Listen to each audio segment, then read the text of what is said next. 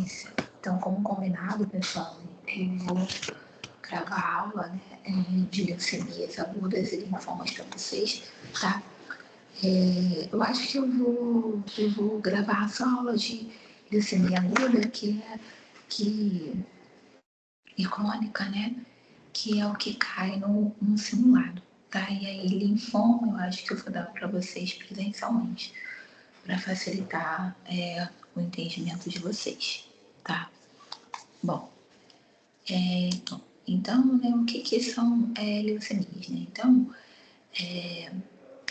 as manifestações clínicas, né, da doença de von Willebrand, elas podem ser semelhantes, né, a outras doenças, como, por exemplo, artrite reumatoide juvenil, febre reumática, lúpus, púrpuras trombocitopênicas, aplasia medular e mononucleoses infecciosas. E isso torna o diagnóstico diferencial essencial, tá? Então, a doença de von Willebrand, né, é um distúrbio hemorrágico, tá? E ele pode apresentar sintomas semelhantes com outras doenças, tá? Então, por isso que as manifestações clínicas da leucemia, né, ela carece de um diagnóstico diferencial, tá? Porque a gente comparar sinais, exames, para a gente poder não confundir com outras patologias, tá? E o mielograma, né, é um exame que ele vai analisar, né, a medula óssea e é fundamental para diagnosticar doenças hematológicas, tá? Como, por exemplo, não somente, né, as leucemias, como a aplasia medular, alterações na produção de células sanguíneas, tá? Então, ele ajuda a entender se há falhas na produção ou na maturação das células do sangue, tá? E aí, segundo o Instituto Nacional do Câncer, né, que é o INCA, no Brasil, a leucemia representa um dos 10 tipos de câncer mais incidentes, tá? Então, isso reforça, né, pra gente a importância dos exames como o mielograma, por exemplo, e a atenção aos sinais clínicos, né, para a gente não confundir com outras patologias, tá? Então, a gente pode concluir que existe uma complexidade no diagnóstico de doenças hematológicas e que, se a gente fizer, né,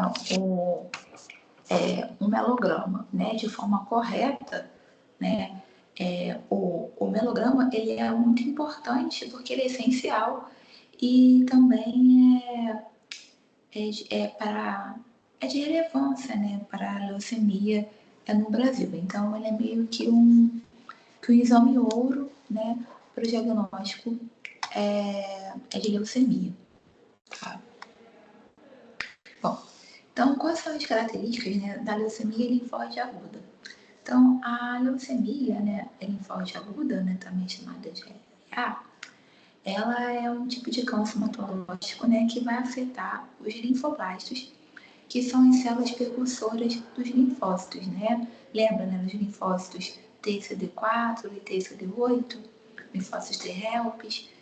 Então, é uma alteração, né, que ela é caracterizada pela produção exacerbada de linfoblastos, tá? Esses linfoblastos, né, é a forma precursora dos linfócitos, e eles também podem ser chamados de blastos, tá? Então, um blasto é sempre uma célula que é imadura ou ela é percussora, tá? E ela é encontrada na medula óssea durante o processo de formação das células sanguíneas, né? Que é o processo denominado hematopoese, tá? Então, uma das características principais de um blasto, né, de um linfoblasto, que é uma célula que ela não é diferenciada, né? Ou seja, quando a célula não é diferenciada, ela não possui uma função específica de um tipo celular. Lembram lá, era as células tronco. As células tronco são um tipo de célula que elas não são diferenciadas. Elas podem se diferenciar em eritrócitos, leucócitos, uma plaqueta, mas dependendo ali do microambiente ali, de fator de crescimento, né, do contexto ali que tiver, ela vai se diferenciar em um tipo de célula. Então, normalmente, os blásticos eles evoluem para as formas maduras, né, como eles podem evoluir para linfoblastos e aí originar os linfócitos e para mieloblastos, né, e vão originar os granulócitos. Quem são os granulócitos? Lembram lá dos componentes do sangue? São os neutrófilos, os eosinófilos e os basófilos, tá? Então, em condições normais, esses blastos eles permanecem na medula óssea até amadurecerem, tá?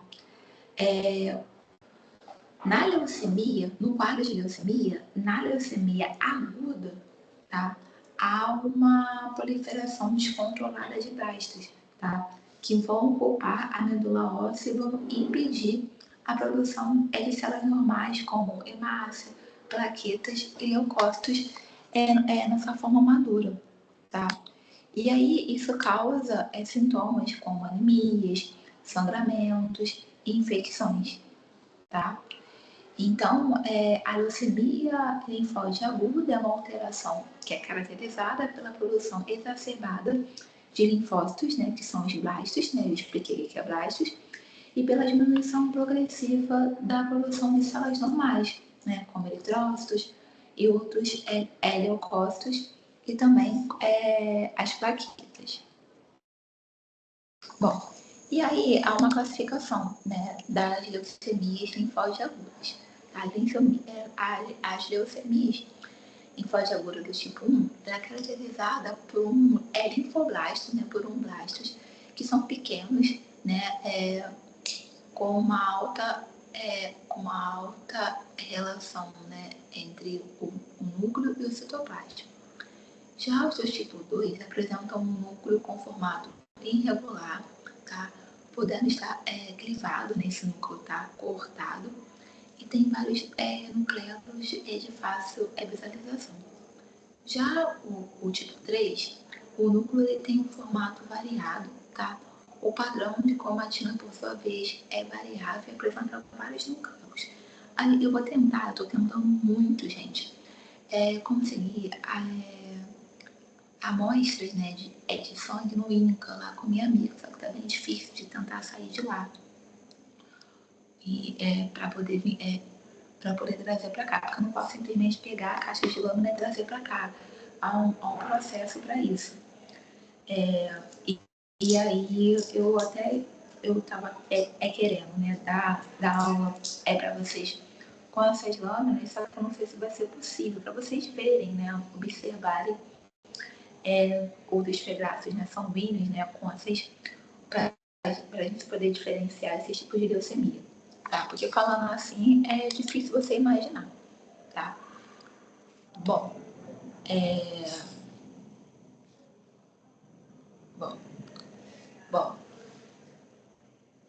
e como se dá, né, o diagnóstico da leucemia linfóide aguda? Então, o diagnóstico ele é baseado, né, em análises morfológicas, citoquímicas, fenotípicas e moleculares das células neoplásticas, tá? Esse método, eles são complementares, né, e possuem diferentes especificidades, também apresentam diferentes sensibilidades e facilidades de uso, tá? O diagnóstico ele vai envolver a quantificação, a caracterização e a correlação da população de blastos com um contexto clínico, né, para classificar o tipo de leucemia aguda, tá? E existem algumas consequências clínicas, né, da leucemia, né, que é a anemia, né, que é como eu falei para vocês, né, quando eu dei aula de anemia, eu falei que as leucemias, né, há anemias decorrentes de patologias, né, então a leucemia é uma delas. Então, na leucemia aguda, na linfóide aguda, a gente tem um quadro de anemia, né, que a gente tem a palidez, quadro de fadiga, infecções recorrentes, né, devido à baixa imunidade, ou seja, a gente tem ali há uma deficiência ali na produção de linfócitos, tá? Sangramentos e hematomas, né, pela baixa contagem de plaquetas, tá? E aí, por que isso acontece? Então, os linfoblastos, né, eles vão proliferar de forma descontrolada e vão ocupar a medula óssea. Isso impede que a produção normal de outras células sanguíneas elas ocorram. Então, por isso a gente tem esse quadro, tá?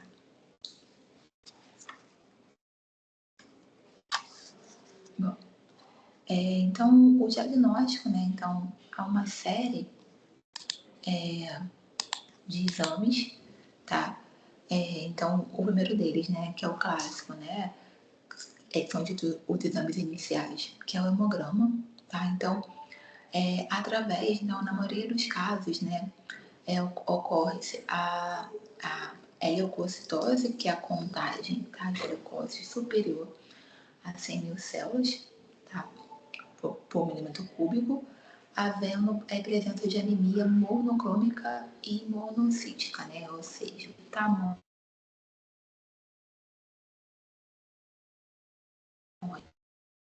plaquetemia, né, digamos,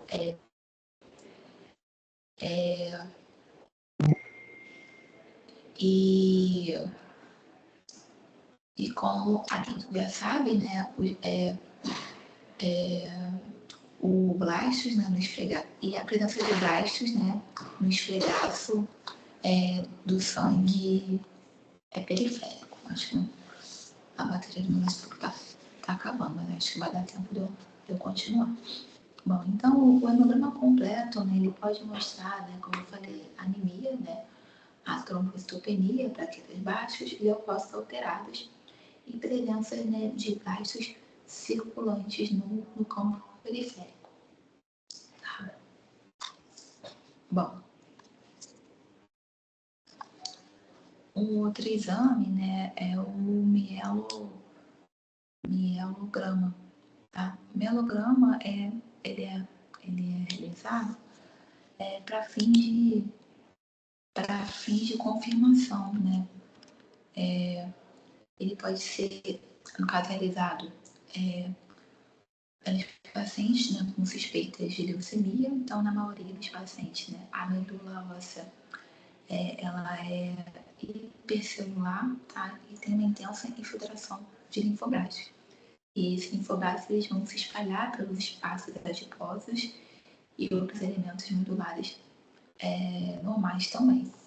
Tá? Então, a gente tem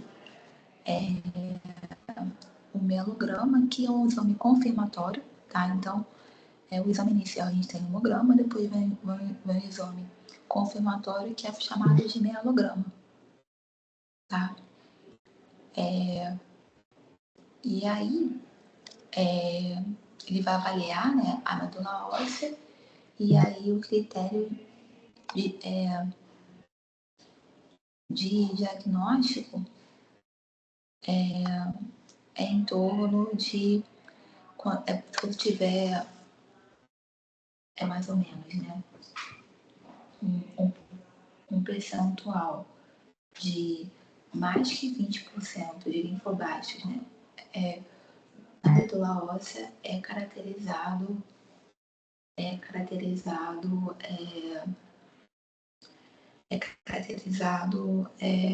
o quadro de leucemia aguda, tá? Mieloide aguda. E ele também mostra, o mielograma, ele mostra a substituição das células normais por blastos, tá?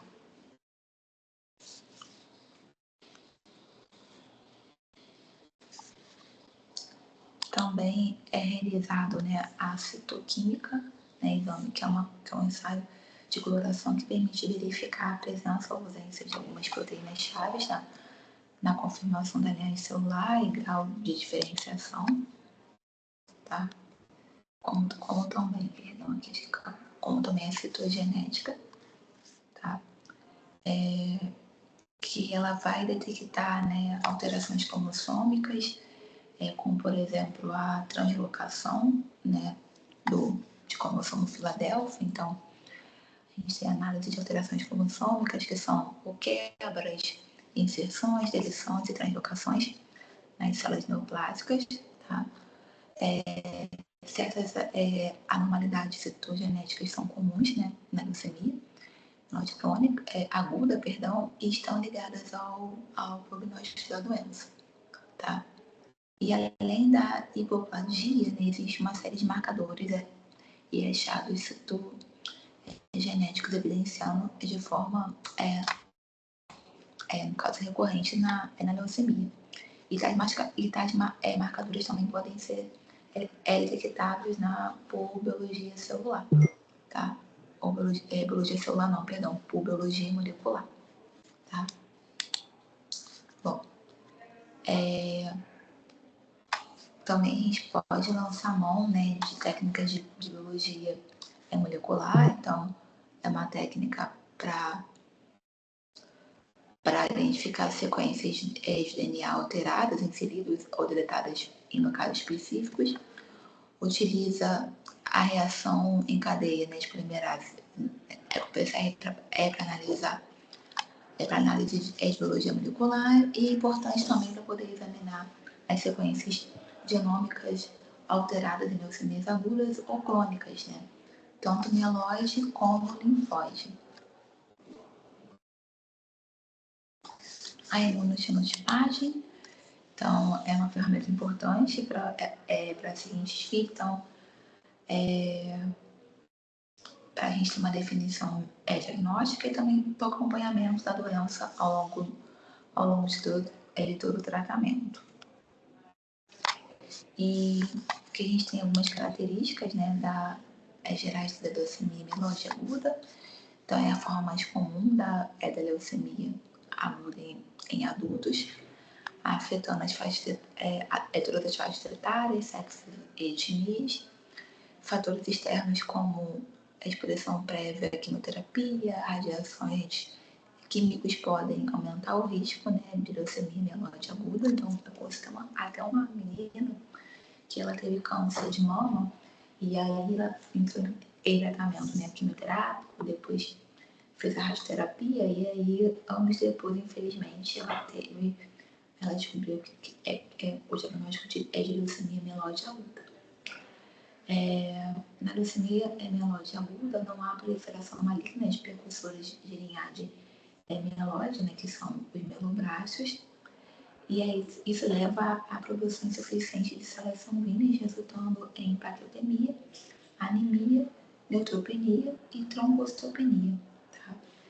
E ela é caracterizada por uma hiperproliferação de mieloblastos e precursores de granulócitos e monócitos. Tá? Então, a característica principal são a proliferação de precursores, tá? E não das células em si, para deixar claro para vocês.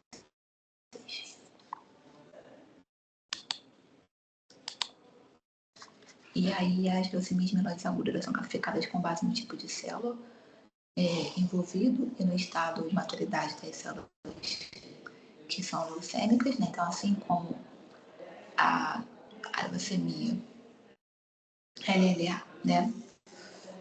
A leucemia mieloide, ela tem critérios caracterizados, sendo divididas em oito tipos morfologicamente, tá? Então, a gente tem a aguda e a crônica.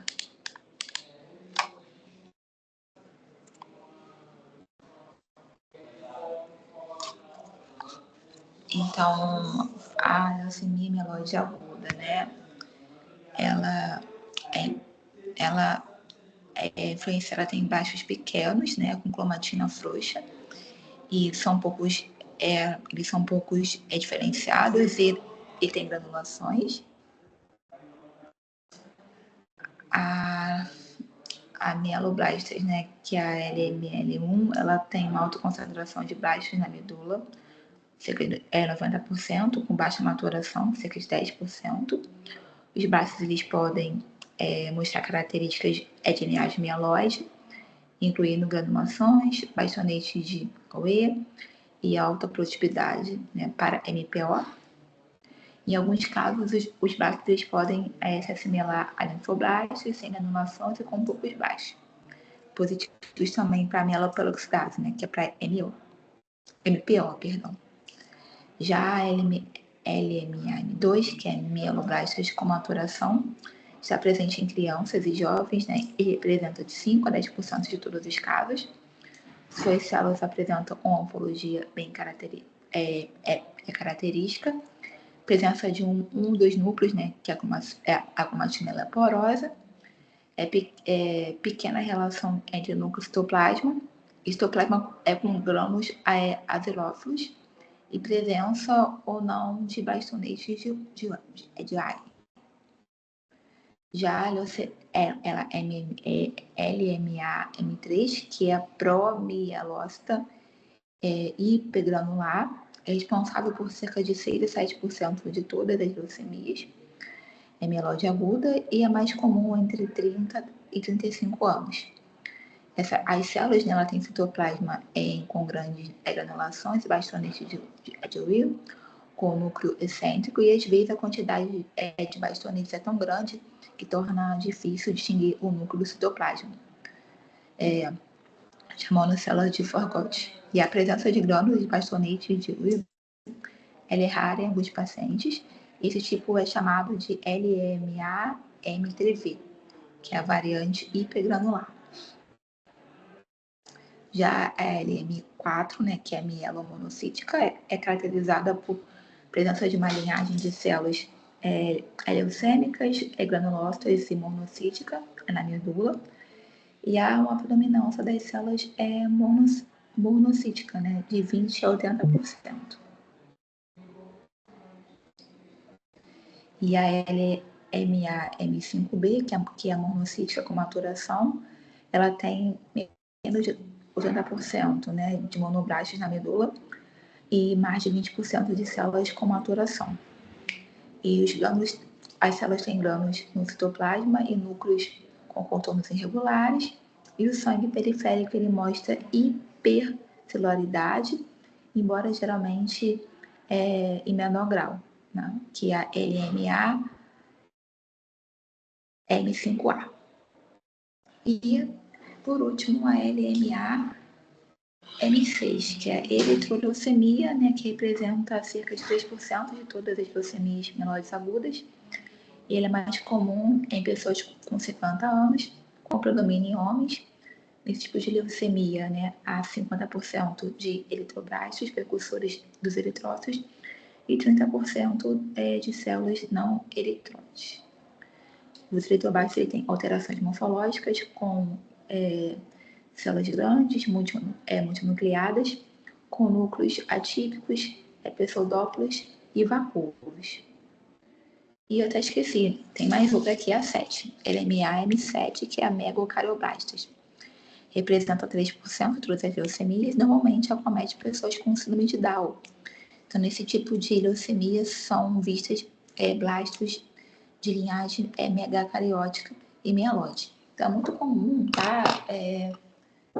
Por que você não vê, infelizmente, indivíduos, né, com síndrome de Down que eles não envelhecem, né? É muito raro, né, eles envelhecerem. Hoje em dia, até você vê são pessoas com síndrome de Down, pessoas idosas, porque normalmente, né, eles são acometidos ou por leucemia ou alguma outra patologia, né, e aí acabam falecendo.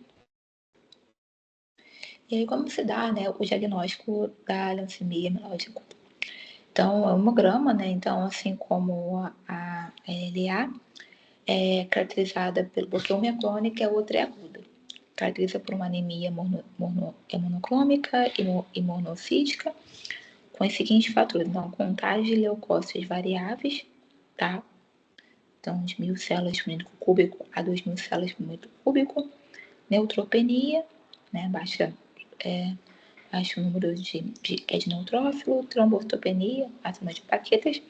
E presença de blastos da linhagem mieloide no sangue periférico. O mielograma, né? Assim como LMA, diagnóstico da leucemia, é confirmada após a punção lombar com igual ou mais de 20% de blastos mieloides no sangue ou na medula, de acordo com a Organização Mundial da Saúde. E a medula óssea, na anemia, ela mostra hipercelularidade e intensa filtração de blastos semelhantes a linfóide. A leucemia linfoblástica é aguda, porque uma é aguda e a outra, uma é linfoblástica, de origem linfóide, e a outra é de origem mieloide. Tá, bom, então a introdução aos linfomas, né, eu não vou dar porque não vai cair no simulado. Eu vou dar isso pessoalmente, tá? Então vamos parar por aqui.